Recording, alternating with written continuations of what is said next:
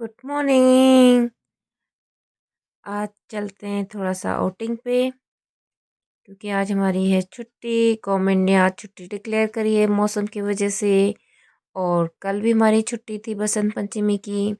और कल तो संडे ही है। तो थोड़ा सा हम लोग निकले हैं आउटिंग पर। अभी हम लोग अपने घर से निकले हैं। अभी पहुंच गए हम लोग बहुली।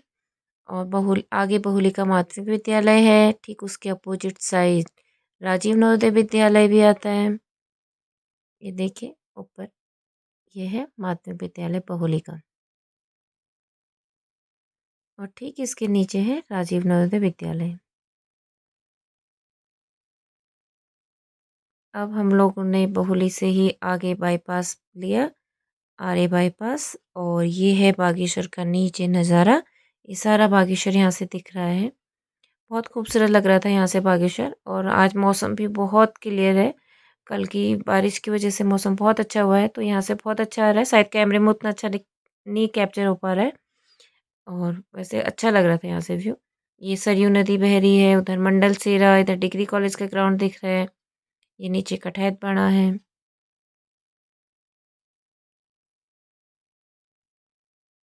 ये अब हम लोगों ने सोचा हम थोड़ा आगे कपकोट की ओर जाएं। तो ये कपकोट की ओर जा रहे हैं हम लोग अभी। ये आरे से आगे है। अब ये जो रोड नीचे को जा रही है, ये तो जाएगी रीमा नाकुरी तो पेड़ को। और ये ऊपर वाली रोड जाएगी कपकोट। बागेश्वर से कपकोट होगा 20-22 किलोमीटर। तो अभी हम लोग भी जा रहे हैं कपकोट की ओर। ये मौसम बहुत अच्छा था, आज पूरा क्लियर मौसम है। सारे पेड़ पौधे एकदम नहाए धोए जैसे लग रहे हैं। और ये जो सामने पुल दिख रही है ना, जब सुमगढ़ में हादसा हुआ था उस वक्त कहा जाता है कि जो सरयू रिवर थी इस पुल के ऊपर से फ्लो कर रही थी उस वक्त, ऐसा बताया जाता है। तो वो भी कैसा विभत्स दृश्य होगा। अब नीचे सरयू नदी है। अब हम लोग सरयू नदी के आगे आगे ही जाएंगे। ये सरयू नदी के किनारे के सारे गांव हैं। और ये सारी सरयू घाटी है। ये यहाँ पे तो काफ़ी फैली हुई है सरयू नदी। ये बहुत अच्छा है यहाँ पे फैलाव नदी का। अब हम लोग आ गए हैं असू। और सामने असू का इंटर कॉलेज था।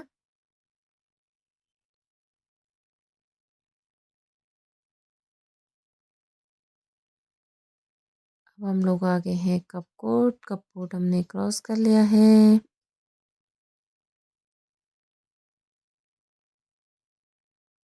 ये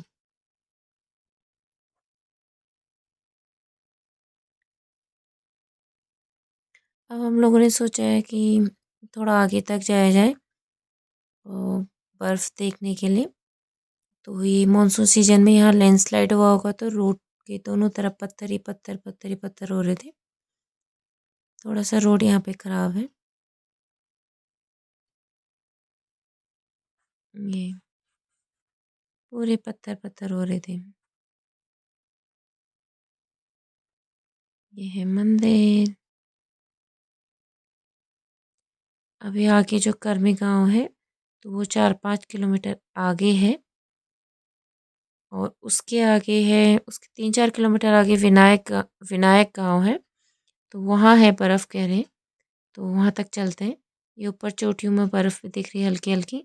और धूप की वजह से पिघल गई है अभी, क्योंकि धूप भी आई हो। ये ऊपर दिख रही है बर्फ़ हल्की हल्की। गाँव कितना प्यारा लग रहा है।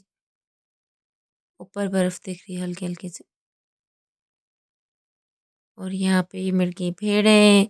ये एक भेड़ ने जैसे क्रॉस किया आगे से गाड़ी, तो और भी आने लगी। ये इस घाटी का एक प्रमुख व्यवसाय है भेड़ पालन। और यहाँ बहुत इजीली भेड़ें हो भी जाती हैं। और ये है एक पत्थर की खदान। तो ये हम बच्चों को दिखाने के लिए यहाँ पे रुके हैं अभी। ये कितने सुंदर लग रहे हैं पत्थर।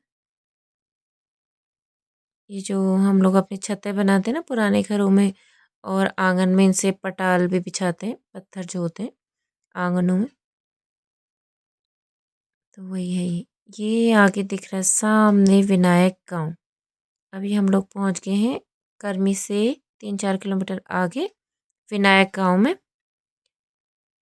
तो वहाँ है ये बर्फ़। वहाँ अच्छी खासी बर्फ़ पड़ी होगी कल रात।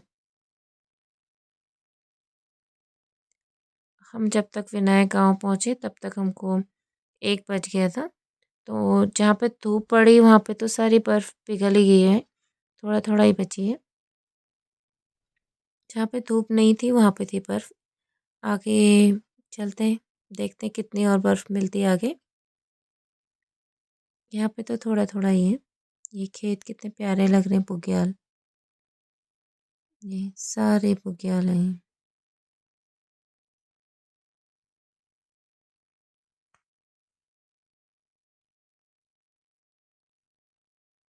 ये ऐसा लग रहा है हम लोग कश्मीर की वादियों में घूम रहे हैं।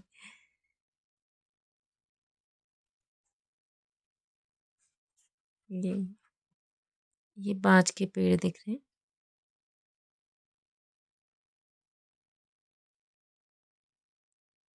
कश्मीर, मनाली जैसी फीलिंग आ रही है। ये टीन शेड वाले घरों से तो वाक़ई में अच्छा लग रहा है।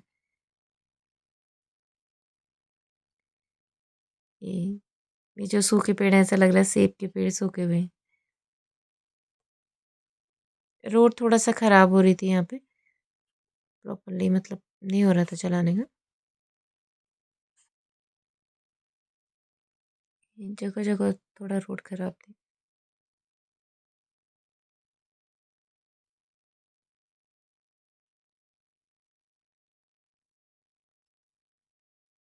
पेड़ों से तो सारी बर्फ़ नीचे गिर गई है, बस खेतों में है बर्फ़ थोड़ा-सा जमी हुई।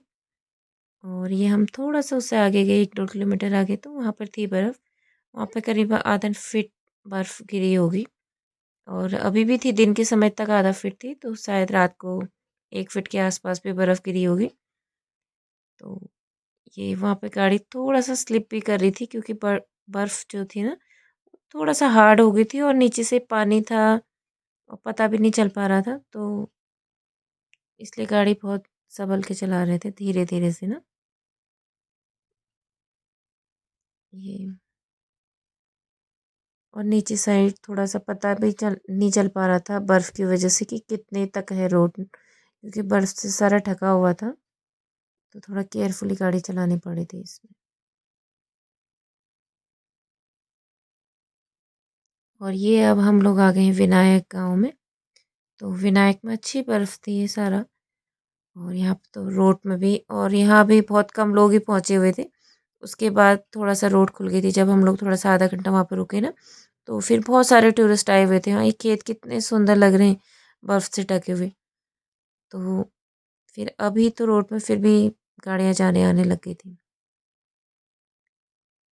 ये सर बच्चे खेल रहे हैं बर्फ़ में।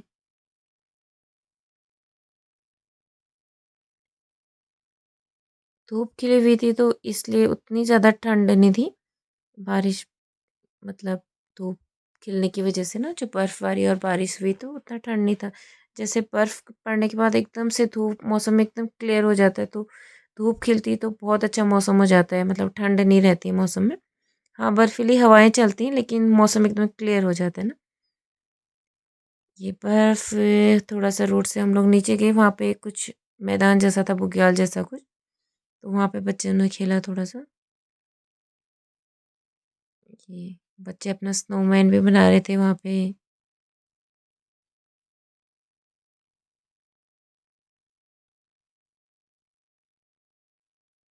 थोड़ा-सा हेल्प मैंने भी की बच्चों की। ये लपू,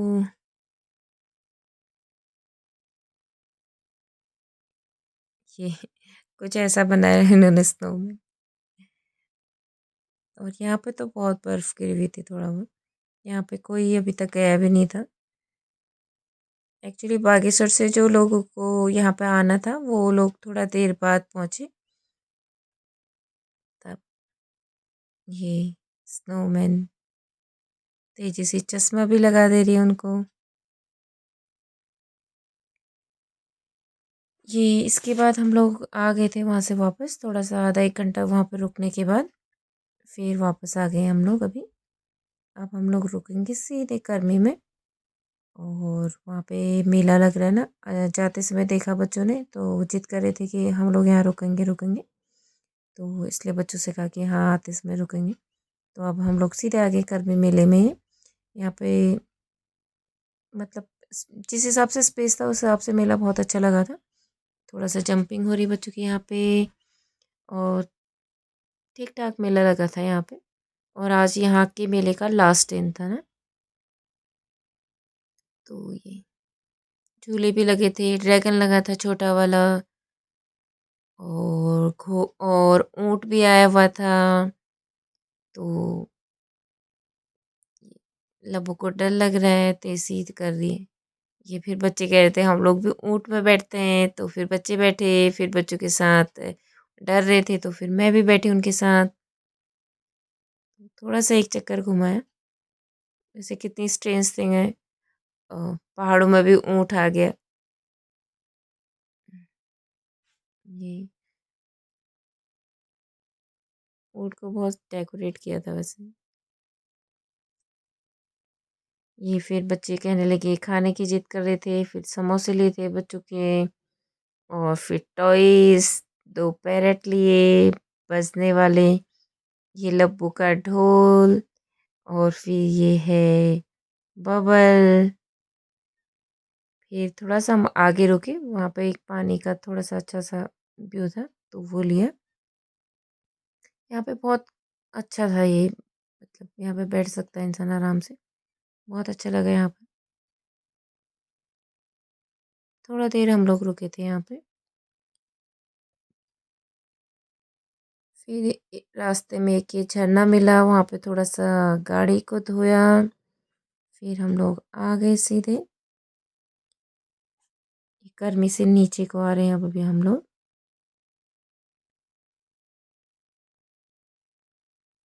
गर्मी और कपकोट की दूरी भी होगी 10-15 किलोमीटर के आसपास है। तो वहाँ से आने में हमको थोड़ा सा टाइम हो ही गया था। हम लोग ज़्यादा कहीं पे रुके नहीं, सीधे गए और सीधे ही आ गए थे। और ये है सरयू नदी। इसी में आगे इसी रोड में आगे है सरयू नदी का उद्गम सुरमुल। और ये है भराड़ी मार्केट। अब बच्चे जिद कर रहे कि भराड़ी मार्केट, भराड़ी का जो ग्राउंड है वहाँ भी उतराड़ी का मेला लगा है तो वहाँ रुकेंगे। अब ये है मार्केट। तो मार्केट में तो हमारा ऐसा कोई काम नहीं था तो हम लोग नहीं रुके थे मार्केट में। ये भराड़ी की बहुत बड़ी मार्केट है, काफ़ी लंबी है, आधा 1 किलोमीटर तक है। ये पुल जो कपकोट एंड भराड़ी को कनेक्ट करता है। यहीं पे नीचे ग्राउंड है भराड़ी का, यहाँ पे लगा था उत्तरायणी का मेला। तो थोड़ा सा बच्चों की जिद पे हम भी गए थे। ज़्यादा देर नहीं रुके हम लोग यहाँ पर, बस थोड़ा सा। यहाँ पर भी बहुत अच्छा मेला लगा था और यहाँ पर तो स्पेस भी अच्छा खासा स्पेस था। तो यहाँ पे बहुत अच्छा मेला लगा हुआ था बच्चों का। और वैसे भी बच्चे यहाँ प्रैक्टिस भी कर रहे थे कुछ खेलने वेलने वाले। ये सारी शॉप्स लगी हुई थी वहाँ। ये पर्स की शॉप, ये बैग, ये फुटवेयर। आगे इसमें थे लोहे के बर्तन, ये आग जलाने के चूल्हे, परात। ये है दराती, कुदाल, सारे लोग कढ़ाई तवे। यहाँ पे बहुत सामान था। ये 2 भेड़ शायद बेचने के लिए होंगे, ये वहाँ पे चारा खा रहे थे। ये फोटो फ्रेम्स,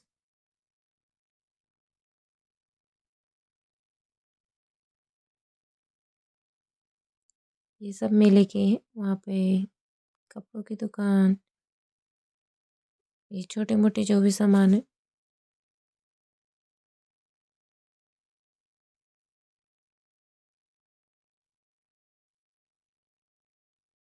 ये कुछ प्लास्टिक के बर्तन, कप, फिर ये स्टील का सामान। यहाँ पे दुकानों में काफ़ी सामान था और दुकानें भी काफ़ी सजी हुई थी। ये प्लास्टिक के बर्तन।